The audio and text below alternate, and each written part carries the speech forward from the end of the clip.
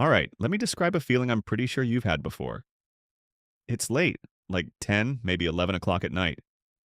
You pull up your investment app, not because anything went wrong, just because something feels off.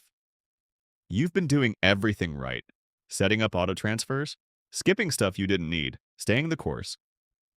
And the number on your screen looks like it literally hasn't moved in months. So the thought hits you, am I just wasting my time here? Here's the thing nobody tells you, that doubt you're feeling, that's not a sign you're doing it wrong. It actually means you're doing it exactly right. You just haven't gotten to the part where it shows yet. But if you don't understand why, you're going to quit. And quitting early, that's the most expensive mistake a person can make. Building wealth isn't some straight line going up. It happens in stages. 7 of them, to be exact. And each one's got its own math, its own emotional gut punch, and its own reason to make you want to walk away. We're going to follow 2 people through all 7, Benzie and Roger. Same age, same income, same starting point. Literally identical on day 1. One of them ends up retiring with over $3 million. The other one's still punching a clock at 64, wondering what went wrong. And the only difference between them? Roger quit in stage 2. Here's the setup. $500 a month, automatically invested in a broad index fund, averaging around 10% a year, which is what the S&P 500 has done historically. No insider secrets, no market timing, no get-rich-quick stuff, just boring, automated consistency. Let's walk through exactly what happens. Real quick, if you're new here, go ahead and hit that subscribe button and drop a like on this video. On Money Momentum, we break down real financial math in plain English. No fluff, no hype. All right, let's get into it. We cut through the noise and give you the real numbers. Now let's get into the stages. Stage 1, Year 1. Benzie opens her account at 23, sets up that automatic transfer, and honestly, she feels pretty good about herself. Then 12 months go by and she logs back in to check it. She put in $6,000. She made $283. That's it, less than $300. That doesn't even cover a month's rent. Her money is technically working. It's just working at the speed of a really, really tired snail. Roger sees the exact same balance and thinks, man, I could have actually bought something with that money. Stage 2 is where it gets rough. We're talking years 2 through 5. By year 5, Benzie's put in $30,000 of her own money. Total balance, about $38,000. Her actual investment growth over 5 full years, under $9,000, that's it. Meanwhile, Roger watches a coworker roll up in a brand new truck. His sister just redid her whole kitchen, brand new everything. And his brain starts doing the math, like, what am I actually giving this up for?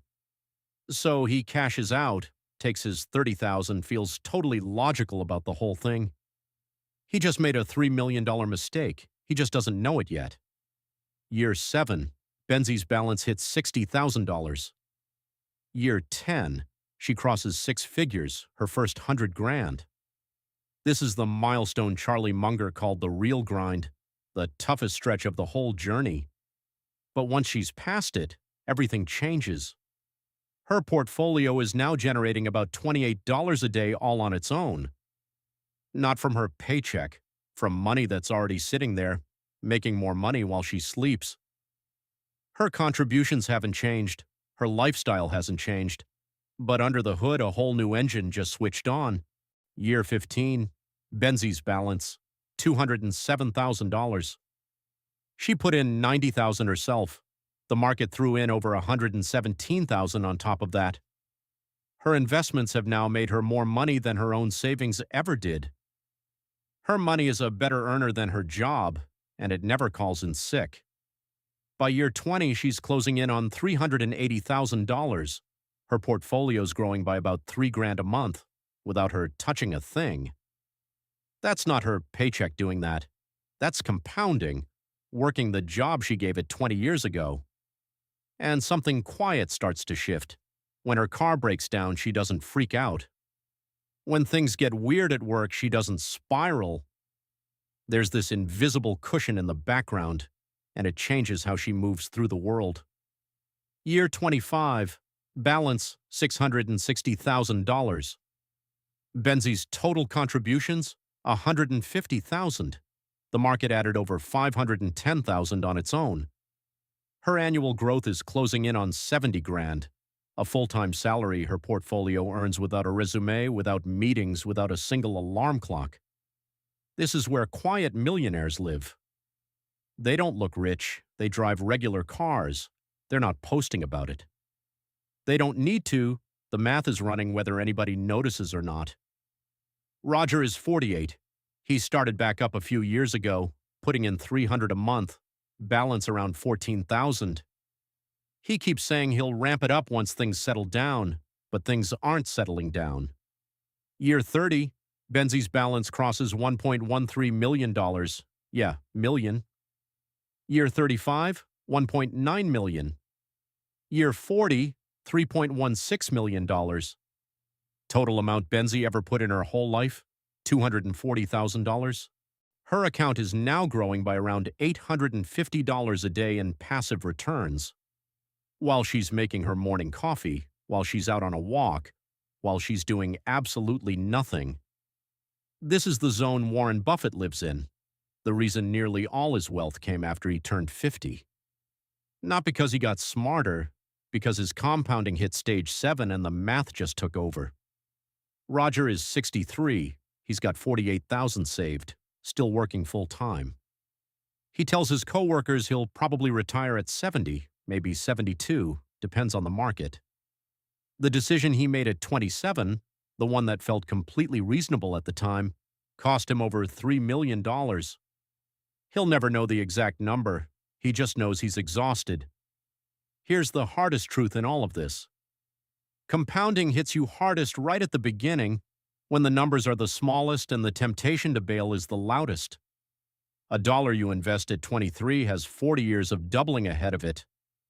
A dollar you invest at 43 maybe doubles twice if you're lucky. The years that feel the most pointless are actually doing the most important work of your entire financial life. You don't need to be a genius. You don't need to predict the market. You don't need a hot tip or a side hustle. You just need to stay in your seat. That's the whole strategy. Benzie didn't do anything special.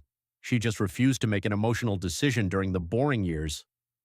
So, what stage are you at right now? Drop it in the comments. Whether you're at stage 1 or stage 5, just starting already puts you ahead of most people who never do. And if this finally made it click for you, smash that like button and subscribe to Money Momentum. We break down the real numbers behind building wealth every single week. No noise, no hype, just math that actually works. I'll catch you in the next one. Keep the momentum going.